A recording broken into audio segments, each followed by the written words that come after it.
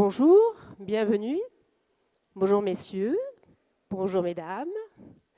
Bienvenue à cet atelier sur le réseau et la reconversion. Je me présente, je suis Catherine Sarnaud, cofondatrice d'Actif Réseau, organisme de formation et de conseil spécialisé en réseautage, communication et carrière. Alors, pourquoi est-ce que j'ai choisi cet atelier, cette thématique sur le réseau et la reconversion? Eh bien, tout simplement pour partager mon expérience avec vous. Et aussi, je me suis aperçue que nos clients, en tout cas la majorité de nos clients qui étaient en situation de reconversion, eh bien, ne pensaient pas que leur réseau professionnel existant pouvait les aider dans leur démarche. Eh oui. Alors. Voilà. Donc, quand vous êtes en situation de reconversion, très souvent vous vous dites « je fais table rase de mon métier, de mon passé derrière, et je repars de zéro ». C'est plutôt enthousiasmant, vous êtes d'accord? Ben oui. Donc, la nouveauté, en général, je choisis un métier qui a du sens pour moi, qui me motive derrière. Très souvent, à la suite, soit d'un échec, ou tout simplement parce qu'on a mis de côté ses passions. Voilà, ben oui, par contrainte financière, par contrainte familiale. Voilà, donc on a choisi un métier qui ne nous convient pas vraiment derrière. Et puis à un moment donné, on se réveille et on se dit, bon, il est temps d'exercer le métier qui me plaît. Voilà. Donc émotionnellement parlant aussi, très très souvent, eh bien, on se dit, bon bah, tout ce que j'ai fait avant ne m'intéresse plus. Et j'y inclus mon réseau relationnel professionnel. Voilà. Étonnant. Parce qu'un réseau relationnel professionnel, avant tout, il est constitué de quoi? D'hommes et de femmes. Ce n'est pas effectivement votre ancien métier. Et non, ce n'est pas non plus votre carrière. Ce sont des personnes qui connaissent aussi d'autres personnes. Et qui sont potentiellement aussi en mesure de pouvoir vous aider. Donc, dans ce constat-là, ce que j'ai envie de dire, je vois deux erreurs. La première, c'est de mettre de côté son réseau relationnel professionnel, qui, selon vous, n'a plus rien à voir avec votre projet de reconversion. Ça, c'est la première chose. Alors, vous allez me dire, mais comment est-ce que je fais? Parce qu'il est majoritairement constitué d'anciens clients, de fournisseurs, de collègues, de collaborateurs.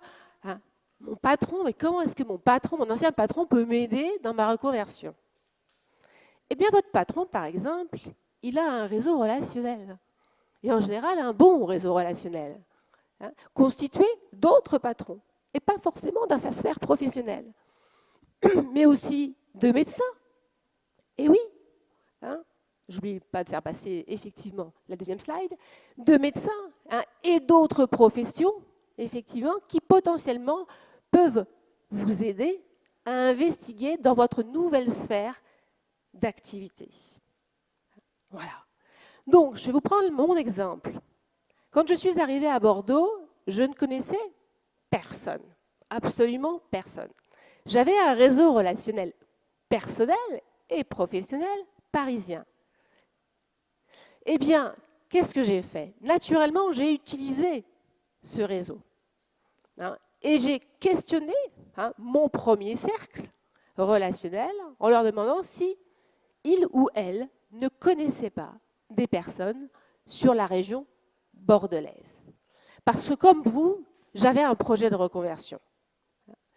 Et c'est en se nourrissant de ces nouveaux contacts que j'ai pu aboutir mon projet de reconversion et créer mon activité avec 2 Bordelaises.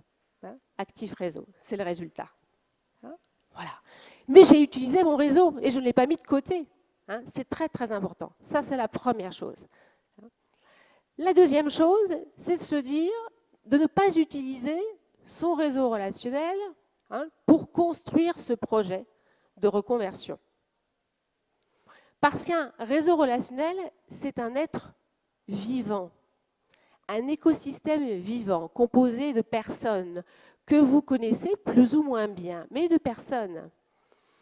Pour les personnes qui ont votre confiance et à qui vous avez donné votre confiance derrière, ces personnes sont précieuses car elles vont pouvoir vous mettre en relation avec des experts, d'autres personnes, qui vont vous transmettre une information précieuse ou de nouveaux contacts précieux. C'est ce qu'on appelle la force des liens faibles. Donc, j'ai mon projet de reconversion. Qu'est-ce que je fais sur le territoire bordelais? Deux choses. Effectivement, vous avez l'approche directe. Ça veut dire quoi concrètement? Ça veut dire que je vais investiguer sur le territoire, je vais me rendre à des événements professionnels, bien sûr, effectivement. Je vais rencontrer du monde directement, donc je vais briser la glace. Ce n'est pas toujours très confortable, mais je le fais derrière pour aller chercher de l'information, pour faire connaissance. OK? Et en même temps, transmettre mon savoir, mon expertise, partager. Très important. Première chose. Et deuxième chose, effectivement, eh bien, je vais déclencher des entretiens conseils. Donc, par le biais de la recommandation, derrière, je vais creuser mon projet. Et parfois même, je vais m'appuyer sur des réseaux formels. Qu'est-ce que j'appelle des réseaux formels? Eh bien, ce sont des réseaux professionnels ou des clubs ou des associations professionnelles dans une filière, dans un métier, dans un secteur d'activité. Et grâce à ces réseaux formels, je vais pouvoir rencontrer des experts derrière qui vont pouvoir me nourrir. Mais surtout, je n'oublie pas de partager. Ne soyez surtout pas opportuniste. C'est souvent le danger. C'est-à-dire que comme vous êtes en demande, vous avez faim d'informations, de nouveaux contacts, eh bien, vous demandez. Vous risquez de, ce qu'on appelle, excusez-moi l'expression, griller votre réseau. Eh bien oui. Donc, dans la démarche de réseautage, il y a bien une règle essentielle, c'est de donner et de recevoir. Ça va dans les deux sens. Ce n'est pas du donnant-donnant du tout, c'est du gagnant-gagnant. C'est ça qui est essentiel. Donc, dans votre démarche de réflexion, eh bien, forcément, vous allez aussi donner. Alors, comment faire pour donner? C'est une vraie question. Qu'est-ce que j'ai bien pu donner, moi qui arrivais sur la région, derrière, avec un nouveau projet de reconversion? Eh bien, tout simplement du temps et mon expertise. Je suis une communicante, je suis une coach professionnelle. Eh bien, effectivement, j'ai donné du temps et mon expertise. Et donc, quand je suis rentrée dans le réseau professionnel APACOM, qui est le réseau des communicants en Nouvelle-Aquitaine, nous sommes près de 600 personnes, eh bien, j'ai contribué à la rédaction d'articles. Puis après, j'ai pris la responsabilité, effectivement, d'une commission, puis d'une deuxième commission. Et c'est en contribuant, en donnant du temps, en échangeant, en discutant que j'ai avancé dans mon projet et que j'ai su exactement où je voulais aller.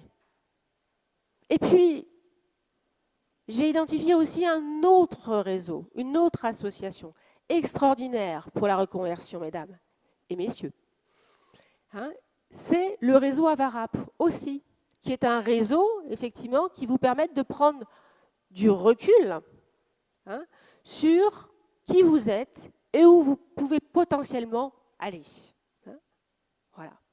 Donc, ces deux réseaux formels m'ont permis d'aboutir mon projet et d'identifier sur le terrain mes associés.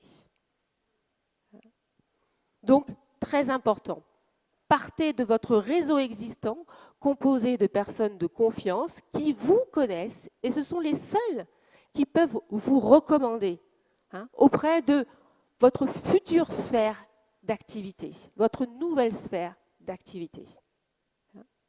C'est sur cette base forte que vous allez pouvoir rebondir. Ça ne vous empêche pas, bien sûr, à côté, de démarrer aussi l'approche directe. C'est évident. Donc, je reviens à l'entretien conseil. L'entretien conseil, c'est vraiment un outil idéal pour faire aboutir son projet. Pourquoi? Parce qu'au début, il faut avoir quand même quelques pistes, mesdames, bien sûr.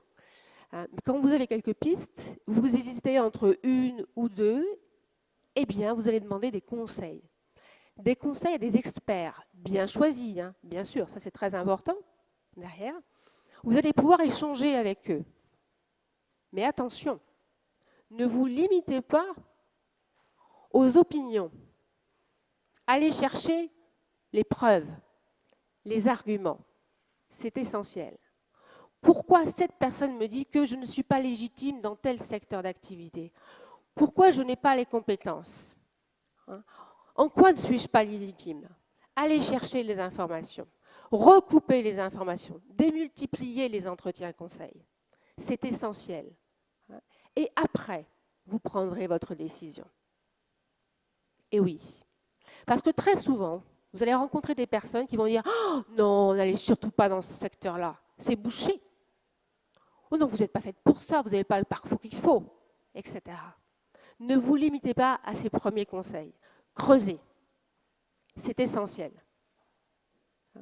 Si vraiment vous avez le potentiel, je rebondis sur le précédent atelier, effectivement, donc ces aptitudes personnelles, ces talents personnels derrière, si vous l'avez vraiment, vous y arriverez, quoi qu'il arrive. Je vous donne un exemple, j'ai rencontré une personne, il y a de ça, un moment, 2 ans déjà, qui se lançait dans la transaction immobilière auprès des particuliers. Il y a énormément d'agents immobiliers sur Bordeaux, énormément. Mais ce monsieur, je savais qu'il allait réussir. Il avait, et il a toujours, du talent. Je viens de le revoir aujourd'hui, enfin hier plutôt, sur le salon, et il s'épanouit merveilleusement bien dans son activité. Donc, n'ayez pas peur, mais attention, vigilance, démultipliez les entretiens, allez chercher de l'information, allez chercher des preuves pour vérifier que vous êtes bien dans la bonne voie. Il ne suffit pas d'avoir les compétences ou les aptitudes pour réussir, il faut aussi, bien sûr, les rapprocher du marché. Je suis d'accord, effectivement. Mais si vous avez de fortes aptitudes, même si le marché est bouché, vous pouvez y arriver. Voilà. Donc, l'entretien conseil, essentiel. La deuxième étape, c'est de se dire, OK, je sais à peu près où je vais. Mais qu'est-ce que je vais faire de mon réseau? Eh bien, je vais tout simplement lui présenter mon projet de reconversion. Voilà. Lui demander ce qu'il en pense. Est-ce que, si vous faites une création d'entreprise, est-ce que mon logo est correct? Est-ce qu'il correspond à mon activité? Est-ce que ma cible est bien choisie? Etc. etc. Eh oui. Votre fameux business plan, dont tout le monde parle, eh bien, vous allez le tester dans les grandes lignes. Évidemment, vous n'allez pas tout donner, mais une partie, effectivement, vous allez la partager lors des entretiens conseils aussi. Voilà. Qu'est-ce que vaut mon projet? Est-ce qu'il est économiquement viable sur le terrain? Et c'est ce que nous avons fait, nous, Actif Réseau, avant de lancer notre activité. Nous sommes allés voir nos pairs, des professionnels qui ont validé notre projet, qui nous ont dit « allez-y, il y a un vrai besoin ». On demande aux professionnels de réseauter, mais ils ont du mal parfois à mettre en place la démarche parce qu'ils mélangent carrière, job, chiffre d'affaires et réseautage. Eh oui, quand vous cherchez un job, vous ne réseautez pas, mesdames et messieurs. Non, vous cherchez un job, vous postulez. Vous êtes en situation de candidature. Pensez à ça. Quand vous réseautez, vous êtes dans un échange, vous êtes là pour faire connaissance ou pour entretenir votre relation, pour donner des informations, en recevoir. Ce sont des leviers qui vont vous permettre d'identifier vos futurs recruteurs ou vos futurs clients. Donc parfois, effectivement, difficile de faire le distinguo entre les deux. Et c'est souvent sur le choix des mots, sur la posture qu'il faut travailler. Et c'est là aussi notamment où j'interviens, pour faire vraiment la différence entre les deux. Donc, je reviens à ma deuxième étape. Nous avons testé effectivement notre projet. Très bien, on nous a dit oui, ok, on y va. Troisième étape, eh bien j'utilise toujours mon réseau. J'ai besoin de partenaires. Ah oui, effectivement.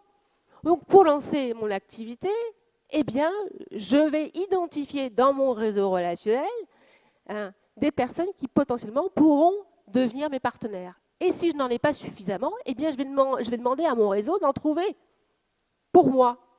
Voilà. Et je me constitue, je maille mon territoire, je tisse ma toile, et je me constitue un réseau de partenaires qui va m'aider à lancer mon activité. Voilà.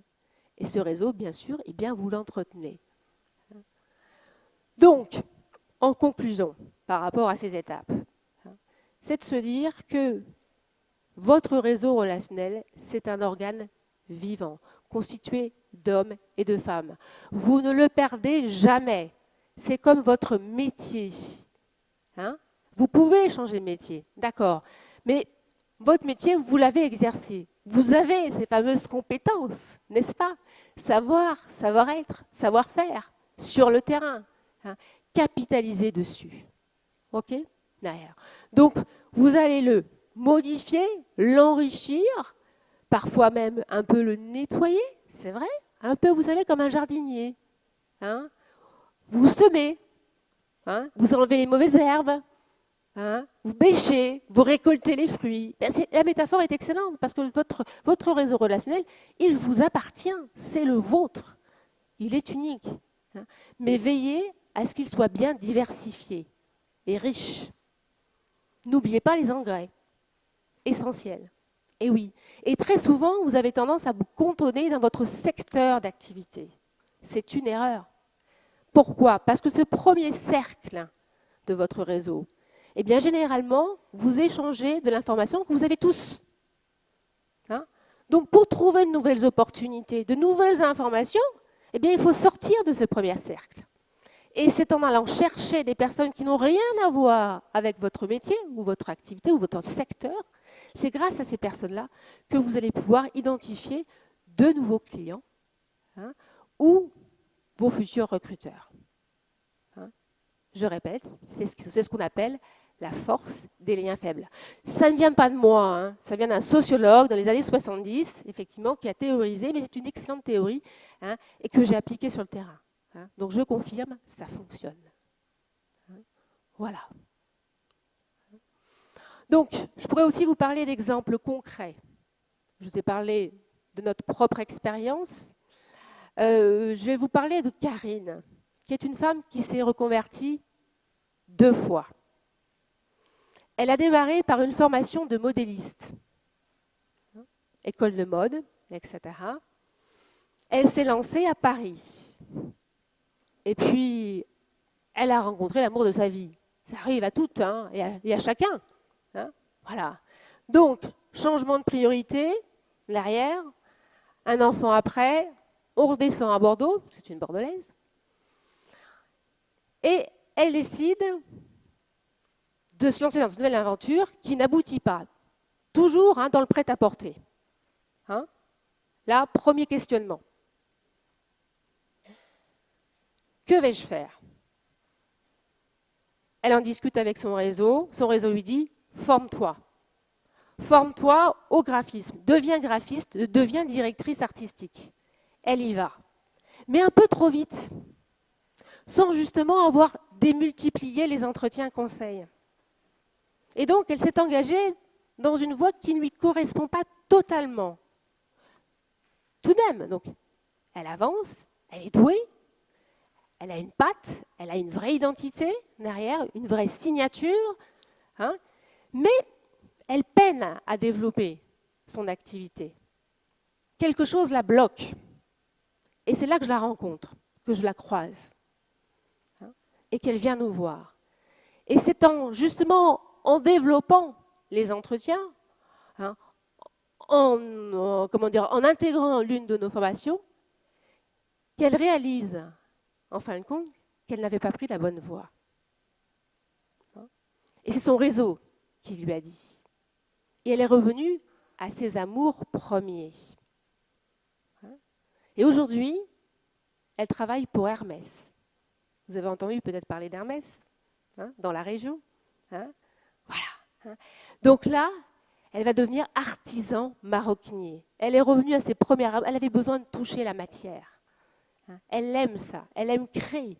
Elle aime confectionner. Et elle est épanouie dans son nouveau métier. Et c'est à force de rencontres, d'entretiens, de prises de recul qu'elle a trouvé sa voie. Aujourd'hui, elle est alignée. Et elle remercie son réseau. Merci pour votre attention.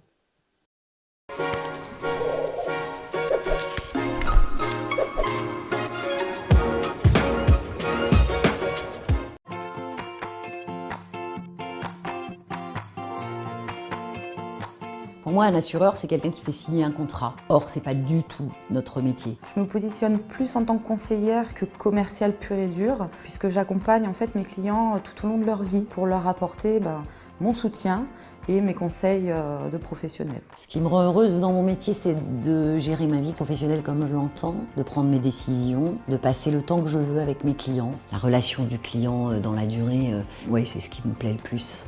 Le métier s'apprend. L'atout principal qu'il faut avoir, c'est le savoir-être, le plaisir et avoir envie de le faire. Donc il est accessible à tout le monde. Il n'y a pas beaucoup de femmes dans le métier, mais je ne vois pas pourquoi il n'y en a pas autant.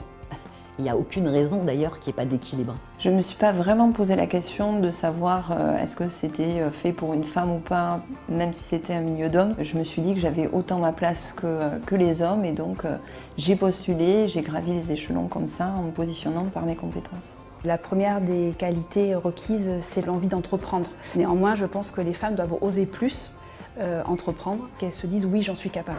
Si je devais refaire ce métier-là, oui, ça serait à refaire, je le ferais avec beaucoup de plaisir. C'est un métier dans lequel on peut s'épanouir, on est en perpétuelle évolution personnelle, on en apprend beaucoup sur les autres et beaucoup sur soi-même. On se sent valorisé, on se sent à sa place. Enfin, personnellement, je me sens à ma place, donc oui, je le referai sans hésiter.